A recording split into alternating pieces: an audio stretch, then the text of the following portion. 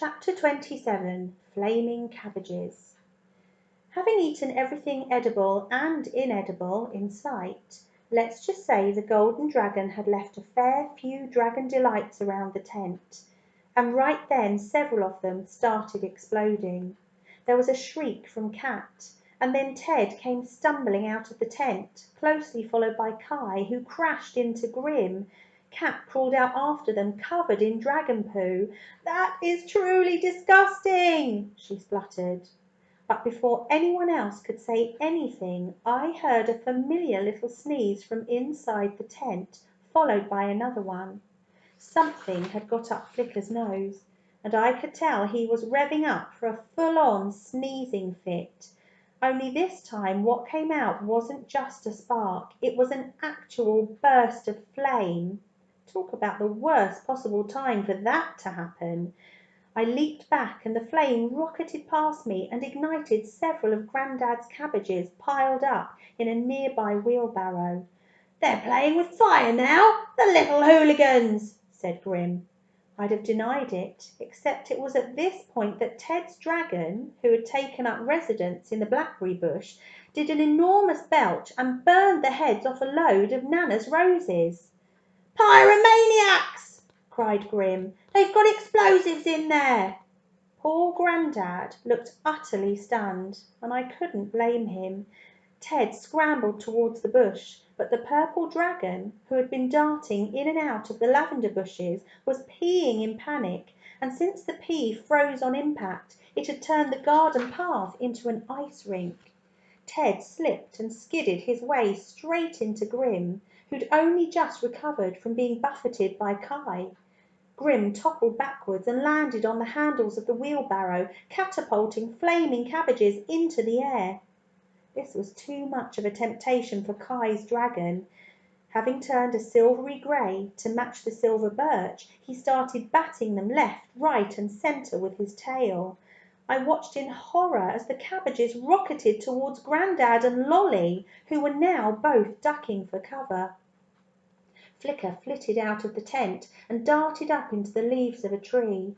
He perched on the branch, eyes fixed on me. I didn't know what to do. The dragons were on the loose, and I had no idea how to stop them. Cat and Kai were running around, frantically bashing flaming cabbages with a garden broom and trying to distract anyone who might turn their attention to the little shapes above. Unable to catch his dragon, Ted raced over to help them. But I just stood there, hopelessly looking from Flicker to the devastation unfolding around us. Suddenly Flicker launched into the air, zipped down towards Cat's dragon, and began flickering like a beacon. It caught the purple dragon's attention, and with Flicker leading the way, they zipped back into the tent. Thank goodness for Flicker. But there were still two more dragons causing chaos. Seeing Flicker reappear from the tent, I nodded towards the golden dragon, who was belching flames. Maybe if we worked together we could do this. I grabbed a marshmallow from my pocket and threw it into the air towards Flicker, gesturing at the golden dragon again. Quick as a flash, Flicker caught it, and dangling it from his claws like bait, he waved it in front of Ted's dragon. It was tempting enough to persuade the dragon back into the tent. Now for Kai's super stealth dragon. It seemed like this one was even keener to stay hidden than the others. Maybe if I could force him out in the open, where he would have nothing to hide against, he would take cover in the tent. I waggled a leafy branch up at the tree to where I could just make out the little dragon's shape. I nudged him from his camouflage, and as he flew out, Flicker released an arc of sparks, herding him towards the tent like a sheepdog with a sheep. I watched as the dragon turned the same dark blue as the tent, and then finally zipped inside. We'd done it. But if I thought it was all over, I was wrong. As Grim struggled to get to his feet on the icy path, the tent began to rise up into the air. It swung from side to side like some kind of ghost. It was a very strange sight, and Grim obviously thought so too. "What the blazes!" he cried. Grim slid his way along the icy path towards the gate, like a baby giraffe trying to skate. With his arms and legs windmilling in opposite directions, he fled from the flapping tent. But it billowed after him and chased him out of the garden. I saw a flash of gold as Ted's dragon popped out and bit him on the bum just for good measure. Grim howled, but he didn't dare slow down. As we watched the tent and Grim disappear down the lane, somebody else ran out from the cover of the hedge. "Hey, there's that sneak Liam!" Kai cried. "What's he doing?" Cat asked. He was bent over, clutching his stomach with one hand and shielding his head from the aerial tent attack with the other. "What's he up to now?" Ted asked. "I don't know, but I'm glad he wasn't sniffing around earlier," replied Kai. "Me too," I agreed, "but right now we have other things to worry about, like flaming cabbages." Then, as if out of nowhere, black clouds appeared. An eerie light filled the sky. I remembered seeing something like it once before, when we were on the ferry to France and a big storm blew up. Everything had turned a strange colour. I looked over to Flicker, and he seemed to be glowing especially brightly in the stormy light.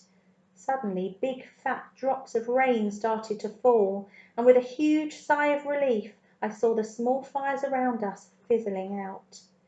"Bad dragon! Bad dragon!" Lolly gabbled, jabbing a chubby finger towards the disappearing Grim. "What's she saying?" Grandad said, looking bewildered. He was still crouched over her, shielding both of them with his arms, unsure if the threat of flying fiery cabbages had truly passed. "Bad what?" Badger," I stuttered. "Badger! She's saying she saw a badger over there." I pointed away from the dragons. "You were right all along. It must have been badgers causing all that chaos in Grim's garden." Personally, I think I deserve a medal for that level of quick thinking under the circumstances. "Ouchie!" Lolly said. She pointed to the mess of stuff left behind from the tent. Grandad's lamp had smashed, and glass lay across the scorched grass. "That blooming thing!" said Grandad. "I'm sorry, Thomas. I shouldn't have let you use it. Nana always said the old thing was a fire hazard." I almost gasped with relief. Without knowing it, Lolly had given us the perfect excuse for the fires. "I should have listened to her," Grandad went on, "but don't go telling her I said so, or she'll never let me hear the last of it. Our little secret, hey?" And he winked. I smiled. "Our little secret, Grandad." I looked around at the scorched, cabbage-splattered garden, and the tent now hanging from a nearby tree, dragon faces peeping out.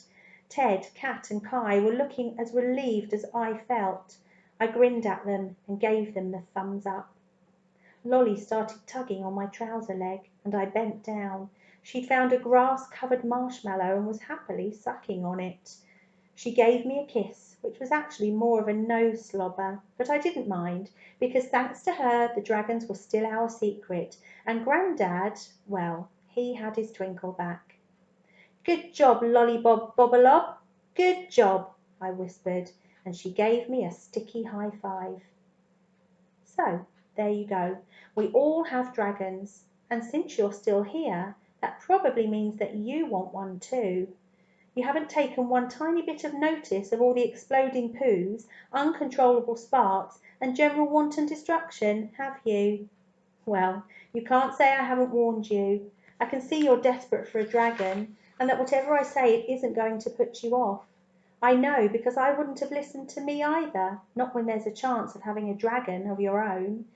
Okay then, so what have we learned? First off, by now you should know what to look for. You were paying attention to that, I hope. You did take some notes about the dragon fruit tree. Make a few sketches? Nope? Honestly, you need to keep your eye on the ball if you're going to keep dragons.